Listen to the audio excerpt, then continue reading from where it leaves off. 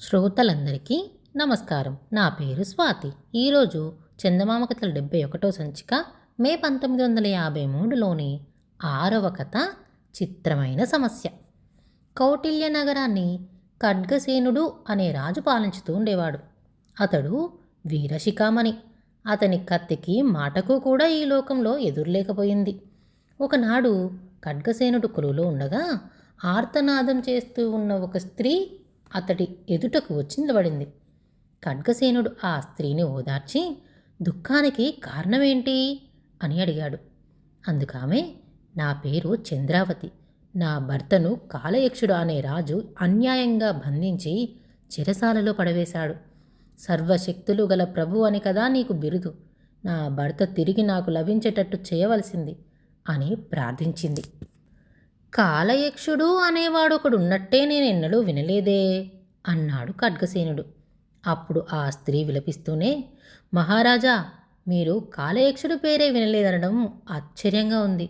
మీ దేశపు సరిహద్దులకు 3 ఆమడల అవతల అతడు పెద్ద కోట కట్టుకొని కంటపడిన ప్రతి వాడిని బంధించి నానా యాతనలు పెడుతున్నాడు అని చెప్పింది. సరే, వాడి పొగరు అనుస్తాను. నువ్వు మాత్రం నిశ్చింతగా ఉండు. నీ భర్తను రక్షించే బాధ్యత నాది అంటూ ఆ స్త్రీకి ఖడ్గసేనుడు వెంటనే అభయమిచ్చాడు. ఖడ్గసేనుడు ఆ మట్టున కొలువు చాలించి ఒంటిపాటుగానే కాలయక్షుడి మీదకి కయ్యానికి బయలుదేరాడు. అడవులు, కొండలు, నదులు దాటి ఖడ్గసేనుడు కొన్నాళ్లకల్లా కాలయక్షుడి కోట సమీపానికి చేరుకున్నాడు. సైన్యం అది ఏమీ లేకుండా స్వయంగానే కాలయక్షుణ్ణి ఓడించాలని ఖడ్గసేనుడి పట్టుదల. కోట సమీపించాడు.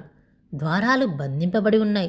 ద్వారాలని 3 సార్లు గట్టిగా తన్ని, ఈ కోటకు రాజైన వాడెవడో బయటికి రావచ్చు, ఖడ్గసేనుడు బాహాబాహి యుద్ధానికి పిలుస్తున్నాడు అని అన్నాడు. వెంటనే కోట తలుపులు తెరుచుకున్నాయి. వికృతాకారుడొకడు పొట్ట చెక్కలయ్యేలాగా నవ్వుతూ, ఓహో, నువ్వా ఖడ్గసేనుడివి? అయితే నేనే కాలయక్షుణ్ణి. నాతో బాహాబాహి యుద్ధానికి వచ్చావా అని అన్నాడు. కాలయక్షుడి ప్రవర్తన, అతడు మాట్లాడే తేలిక మాటలు ఖడ్గసేనుడికి విపరీతమైన కోపాన్ని తెప్పించినాయి. వెంటనే ఒరలోని కత్తి తీసి అతని పైకి దూకాడు. కాలయక్షుడు మళ్ళీ నవ్వాడు. ఖడ్గసేన, నీ కత్తి నీ స్వాధీనంలో ఉందనుకుంటున్నావేమో. నా కోటకు చుట్టూ ఆమడ దూరంలో నా అనుమతి లేనిదే గాలి కూడా కదలదు సుమా అని అన్నాడు. ఖడ్గసేనుడు మండిపడి కత్తి ఎత్తబోయాడు. కానీ అతని చెయ్యి అంగుళం ఎత్తు కూడా లేవలేదు. కత్తి అలా చేతిలో వేలాడుతూ ఉండిపోయింది. నువ్వు ఎందుకొచ్చావో నాకు తెలుసు అన్నాడు కాలయక్షుడు నవ్వుతూ. నీ శరణు వేడిన ఆ స్త్రీ భర్తను వదిలేస్తాను, కానీ అతడికి బదులుగా నిన్ను బంధిస్తా, సరేనా అని అన్నాడు ఖడ్గసేనుణ్ణి సమీపిస్తూ. నివ్వెరపోయాడు ఖడ్గసేనుడు. తన భుజబలం, పరాక్రమం ఎందుకు పనికి రాకుండా పోయినందుకు చాలా విచారించాడు. అతడు ఆలోచిస్తున్నంతలో కాలయక్షుడు మళ్ళీ ఇలా అన్నాడు. అయ్యో ఖడ్గసేన, నిన్ను బంధించడం నాకేమంత ఇష్టంగా లేదు. నిన్ను అడిగిన ఒక ప్రశ్నకు సంవత్సరంలోపుగా నువ్వు సరైన జవాబు చెప్పగలిగితే నిన్ను క్షమించి వదిలేస్తాను. ఏమిటా ప్రశ్న అని అడిగాడు ఖడ్గసేనుడు వేరే దారి తోచక. ప్రశ్న ఏమంత పెద్దది కాదులే, కానీ జవాబే కష్టమైంది. అయినా సరే, ఆ ప్రశ్న ఏంటో విను. అన్నిటికన్నా స్త్రీ మిన్నగా కోరేది ఏంటి? 1 సంవత్సరం లోపల నువ్వు తెలుసుకొని చెప్పాలి, సరేనా అన్నాడు కాలయక్షుడు. సరే అని బయలుదేరాడు ఖడ్గసేనుడు. రాజోచితమైన తన దుస్తుల్ని మూటకట్టి భుజాన వేసుకొని ఒక సామాన్య పౌరుడిగా పట్టణాలు, గ్రామాలు తిరగసాగాడు. కాలయక్షుడు తనను అడిగిన ప్రశ్న అనేక మంది స్త్రీలను అడిగాడు. అన్నిటికన్నా స్త్రీ మిన్నగా కోరేదేంటి? ఈ ప్రశ్నకు తలకొక విధంగా జవాబు చెబుతూ వచ్చారు. అందమైన భర్త అని కొందరు, ధనవంతుడైన భర్త అని కొందరు అని అన్నారు. మరికొందరు బుద్ధివంతుడైన భర్తను కోరుతుంది అన్నారు. ఈ విధంగా అందరూ అన్ని రకాల జవాబులు చెప్పారు. ఇంతలో సంవత్సరం గడువు పూర్తిగా వచ్చింది. కాలయక్షుడికి ఇచ్చిన మాట ప్రకారం ఖడ్గసేనుడు తిరిగి అతడి కోటకు బయలుదేరాడు. కొన్నాళ్ళు ప్రయాణం చేసి ఒక రాత్రి మళ్ళీ కోట ప్రాంతాలకు వచ్చాడు. ఖడ్గసేనుడు ఆ రాత్రికి కోట పక్కనే ఉన్న అడవిలో కాలం గడిపి తెల్లవారి కాలయక్షుణ్ణి కలుసుకోవచ్చుననుకొని ఒక చెట్టు క్రింద విశ్రమించాడు. బాగా నడిరాత్రి అయ్యేసరికి దూరంలో చిన్న వెలుగు కనబడి స్త్రీ రోదనం వినపడింది. ఖడ్గసేనుడు నిద్రమత్తులోంచి బయటపడి ఆ స్త్రీ కంఠస్వరం వినపడిన చోటుకు వెళ్ళాడు. వికృతాకారి అయిన ఒక వృద్ధ స్త్రీ అతడి కంటపడింది. ఇంత రాత్రివేళ ఎందుకు దుఃఖిస్తున్నావు అని అడిగాడు ఖడ్గసేనుడు. నాకిప్పుడు 80 ఏళ్ల వయసు. నన్ను వివాహం చేసుకునేవాడు ఎవ్వడు దొరక్క 60 ఏళ్ల నుంచి ఇలా దుఃఖిస్తున్నాను అన్నది ఏడుస్తూ ఆమె.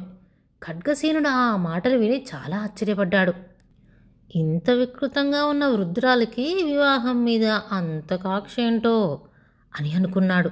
అతడి నోటి నుంచి మాట రావడమే కష్టమైంది. అతడి ఆశ్చర్య కారణాన్ని గ్రహించిన ఆ వృద్ధ స్త్రీ ఇలా చెప్పసాగింది. ఖడ్గసేన మహారాజా, మీరిప్పుడు చాలా ప్రాణాపాయ స్థితిలో ఉన్నారు.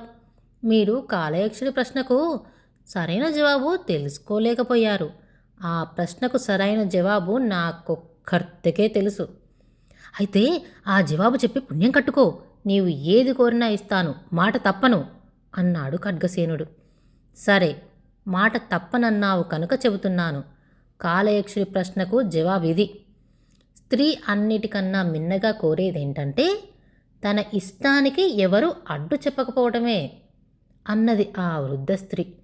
సరేనని ఖడ్గసేనుడు ఉదయమే కాలయక్షుడి వద్దకు వెళ్ళి ఈ జవాబు చెప్పాడు.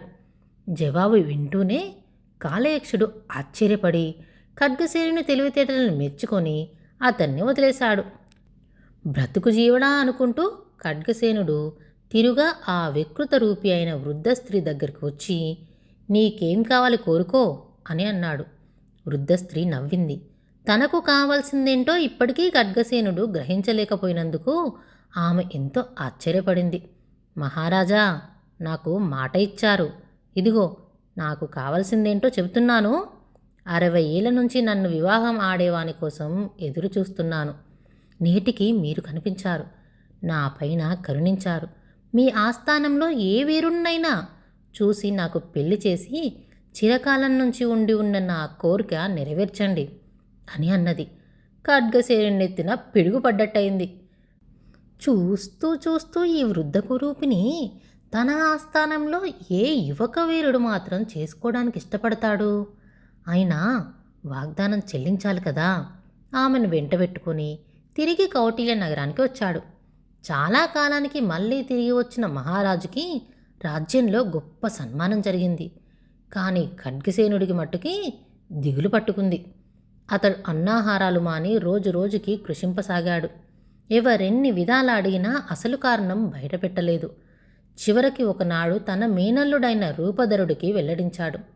మామగారి బాధకు కారణం గ్రహించగానే రూపధరుడు ఆ కురూపి అయిన వృద్ధ స్త్రీని తనే వివాహం ఆడతానని సిద్ధపడ్డాడు. రూపధరుడికి ఆ వృద్ధ స్త్రీకి వివాహం జరిగిపోయింది. అందరూ లోలోపల ఏమనుకున్నా రాజకుటుంబానికి సంబంధించిన విషయం గనక ఆ కురూపిని గౌరవించక తప్పింది కాదు. చక్కగా అలంకరింపబడిన గదిలో పెండ్లి కుమార్తె ఉన్నది. రూపధరుడు అక్కడికి వెళ్ళాడు. ఆశ్చర్యం! అక్కడ అతడి కంటికి కనబడిన స్త్రీమూర్తి వృద్ధురాలు కాదు, ఒక చక్కని యువతి, అపురూప సౌందర్యవతి. రూపధరుడు నివ్వెరపడి, నువ్వెవరు అని ప్రశ్నించాడు. నేనా, రూపధరుని భార్యని. కొంత శాపం విముక్తి చెందిన ఆ వృద్ధ స్త్రీని నేనే అని నిజం వెల్లడించింది. ఇందుకతను మరీ ఆశ్చర్యపోయాడు. సుందరి, నీకు కలిగిన శాపమేంటి? అది తొలగే మార్గమేంటి అని ఆత్రంతో అడిగేసరికి ఆమె ఇలా బదులు చెప్పింది. రాజకుమారా, కురూపినని ఎంత మాత్రమూ సంశయించక మీ మామ మాటను నిలబెట్టడం కోసం నన్ను నీవు పెళ్లాడటానికి అంగీకరించటంతో నాకు సగం శాపం పోయింది. ఇక తక్కిన సగము అనగా పూర్తి శాపం పోవటానికి నిన్ను నేనొక ప్రశ్న వేస్తాను. నాకు శాప విముక్తి కావటం నువ్వు చెప్పే జవాబు మీద ఆధారపడి ఉంటుంది అని అన్నది. ఆ ప్రశ్న ఏంటో చెప్పమని రూపధరుడు ఆమెను తొందరపెట్టాడు. అప్పుడు ఆమె, ఈ సుందర రూపంలో నేను రోజు కొన్ని గంటలు మాత్రమే కనిపించగలను కనుక ఆలోచించి చెప్పాలి. నేను ఏ ఏ వేళలా ఈ రూపం ధరించాలి అని అడిగింది. తడుముకోకుండా రూపధరుడు, నీ ఇష్టమే నా ఇష్టం అని అన్నాడు. ఈ జవాబు వినగానే ఆ యువతి రూపంలో ఉన్న వృద్ధ స్త్రీకి పట్టలేనంత సంతోషం కలిగింది. వెంటనే రూపధరుని సమీపిస్తూ, నాకు మీరు ఏ అడ్డంకి చెప్పకుండా సమస్యను నా ఇష్టానికే వదిలేశారు కనుక ఇప్పటికి నా శాపం పూర్తిగా నివృత్తయింది. నేనిక అన్ని వేళలా ఈ స్వరూపంలోనే ఉండిపోగలను అని చెప్పింది. ఈ కథ రాసినవారు వై రమణమూర్తి. ఇలాంటి మరెన్నో కథలు వినాలంటే ఈ ఛానల్ని సబ్స్క్రైబ్ చేసుకోండి.